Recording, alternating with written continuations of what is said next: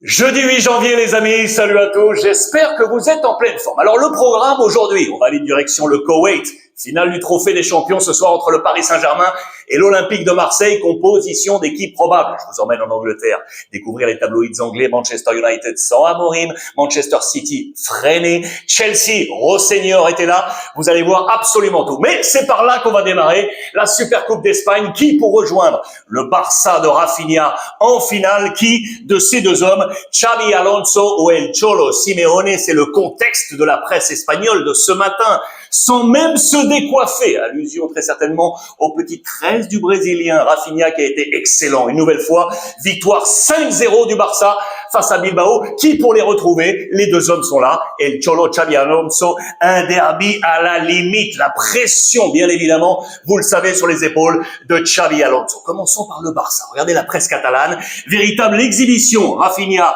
avec Bargi préféré. On va y revenir à Lamine Yamal et la manita direction la finale. Manita, c'est mano, la main, vous le savez, en Espagne.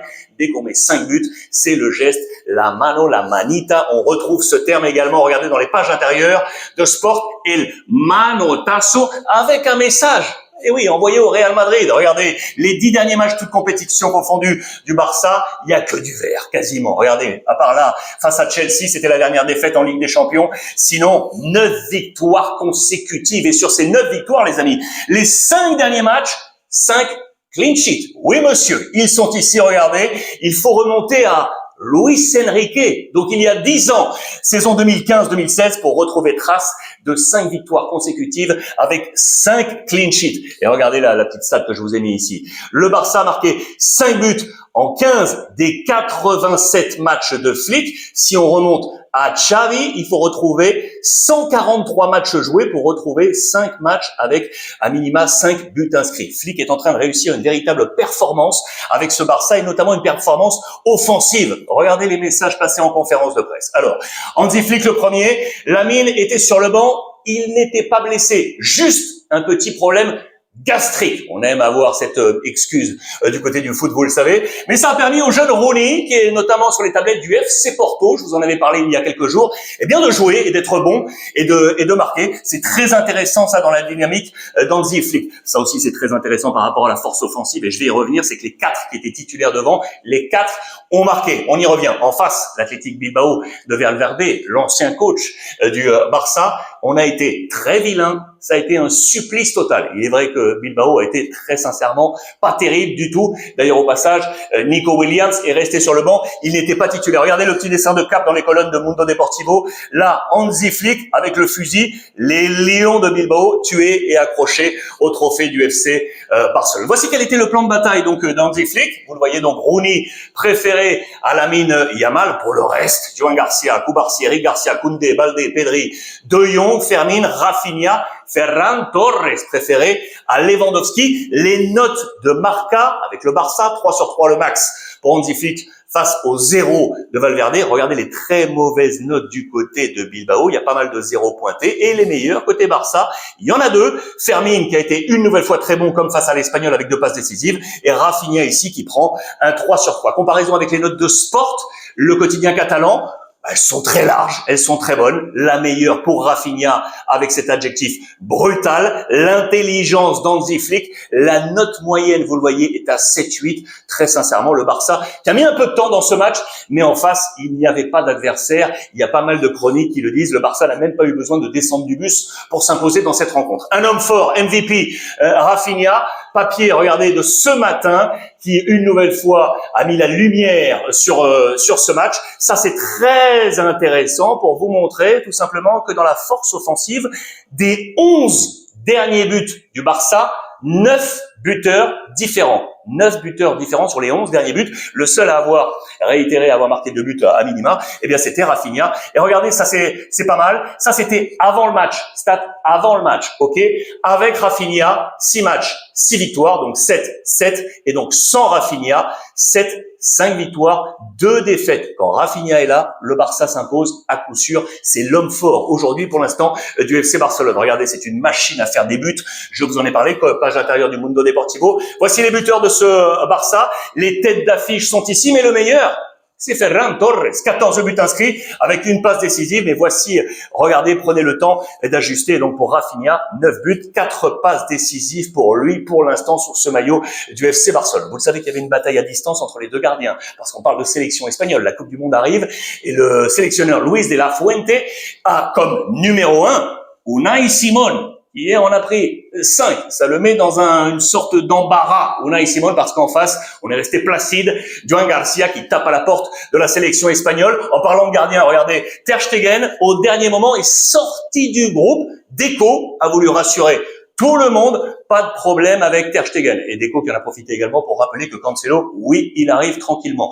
Regardez, parenthèse, il y a eu le tirage au sort hier des 8e de finale de la Coupe du Roi. Le Barça affrontera le Racing Santander et le Real Madrid sera sur la pelouse d'Albacete, les amis. En parlant du Real Madrid, eh bien c'est ce soir face à l'Atlético Madrid. Regardez ce que je vous ai remis. C'est le dernier match entre les deux formations. Et regardez, Julián Álvarez, quand on parlait de Manita, l'Atlético, on a passé 5 au Real Madrid, 5-2, c'était le 27 septembre dernier, une manita historique. Voici quelles étaient alors les notes, le tableau de bord de ce match.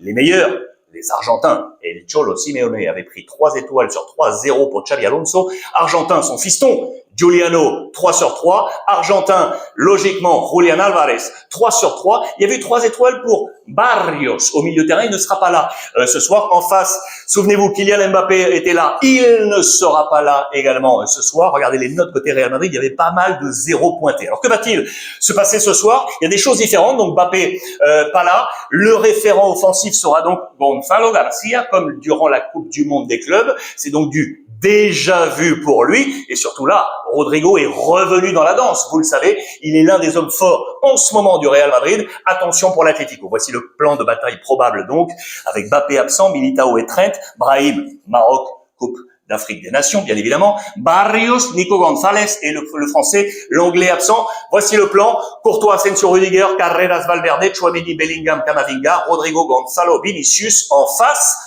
On notera donc Julian, qui est ici, la présence de Sorloth devant, Giuliano et attention, Antoine Griezmann, qui devrait bien évidemment entrer sur cette pelouse. C'est un super sub aujourd'hui du côté du Real Madrid. Info Real encore, je vous ai montré ça hier.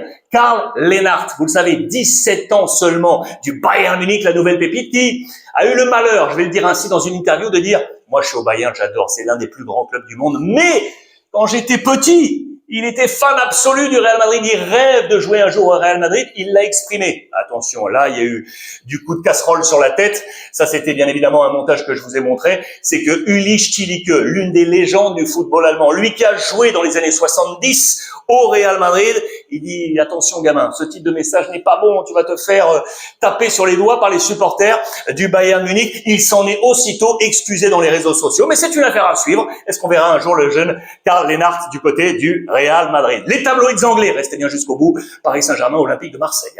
Les tabloïds anglais. Alors, hier, Manchester United, c'était la première sans Amorim, on est toujours à la recherche d'un coach, c'est Fletcher, l'ancien joueur de United, qui était là à la gouverne, 2 buts partout, sur la pelouse de Burnley, vous le voyez ici, et regardez ce qu'on a mis en image, lui qui était l'un des pupilles de Sir Alex Ferguson, avec l'attitude, avec le doigt pointé. Je vais y revenir là-dessus, je vous montre juste là, parce qu'on va en parler. Chelsea, qui a été battu sur la pelouse de Fulham, 2-1. Cucurella a pris un rouge à la 22e minute. Liam Rossenior, l'ex de Strasbourg, était présent dans les tribunes. Il va prendre en main l'équipe, vous le savez. Et regardez là, Pep Guardiola qui se tient la tête.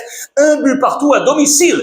Face à Brighton, on lâche du lest dans la course au titre. Manchester United, on est ici avec Fernandez qui s'interroge sur la situation actuelle de United. Regardez Semenyo, ici, buteur, Bournemouth qui a battu les Spurs 3-2 avant de s'envoler, lui, direction Manchester City. Le marché des transferts, et je vous montre tout ça pour vous amener là, les amis. Ole Gunnar Solskjaer. Same old story. On a transformé, comme on le fait d'habitude en Angleterre pour les jeux de mots. Là, on aurait dû faire A2L. La même histoire, on le transforme par All pour Ole Gunnar. Bien évidemment, l'ancien entraîneur de Manchester United, l'ancien joueur, lui aussi pupille d'Alex Ferguson, presse anglaise qui le réclame. Jim Ratcliffe, le patron de Manchester United, qui était clair, il veut rappeler Solskjaer aux commandes en mode SOS pour revenir sauver le club. Regardez au passage, depuis Sir Alex Ferguson, voici tous les coachs. C'est Ole Gunnar Solskjaer qui a joué le plus de matchs, avec un pourcentage de victoire qui est pas si mal. Regardez, 54% de victoire pour lui, à suivre sur la destinée du coach de Manchester United. City, de son côté, je vous l'ai dit, Pep Guardiola qui s'est tenu la tête, un but partout à domicile face à Brighton. On lâche du lest dans la course au titre avec Arsenal qui ce soir affronte Liverpool. Regardez les compositions d'équipes probables. Là, il y a une énorme bataille qui se joue pour être champion d'Angleterre. Ça va être magnifique ce soir entre Arsenal et Liverpool. Au passage, je voulais vous montrer ça. Regardez en parlant de Pep Guardiola. Les années passent, hein. Rendez-vous compte, il est désormais l'un des plus vieux coachs de la Première Ligue. Regardez, du plus jeune au plus vieux. Le plus vieux, c'est David Moyes, 62 ans. Eh bien, le deuxième plus âgé, c'est Pep Guardiola, 54 ans et exactement 354 jours. Ça, c'était un papier d'hier. Vous rajoutez une journée. Rosseignor, deuxième plus jeune, les amis. Deuxième plus jeune coach de la Première Ligue. 41 ans. Regardez, je vous montre au passage le français. Régis Lebris, qui est ici, qui est quasiment au milieu de cette petite ligne. Au passage, vous le savez peut-être, Rosseignor, son papa était footeux, hein. D'ailleurs, son papa est ici. Regardez dans les vieilles pages du Times. Il avait marqué un but contre Chelsea, la nouvelle équipe de son fils. Il était alors attaquant de West Ham. Regardez, il est ici pour marquer la victoire de West Ham, 4-1. On était en 1988. Père et fils qui ont l'histoire liée avec Chelsea. Rosseignor est ici, je voulais vous montrer, c'est le 11e coach de Chelsea en 10 ans. Regardez tous les coachs. 11e coach en 10 ans.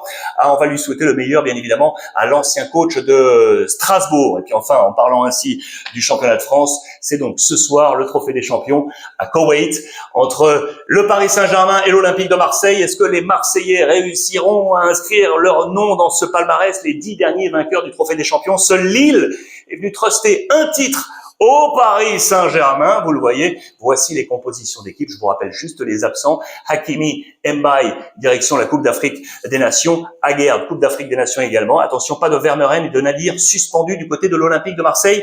Que va-t-il se passer? J'attends vos commentaires sur ce match. Dites-moi également comment vous avez trouvé le Barça. Dites-moi votre impression sur ce qui se passe en Angleterre et qui s'impose ce soir entre ces deux hommes. Je vais vous lire comme d'habitude avec énormément de gourmandise. Je vous embrasse et profitez des vôtres.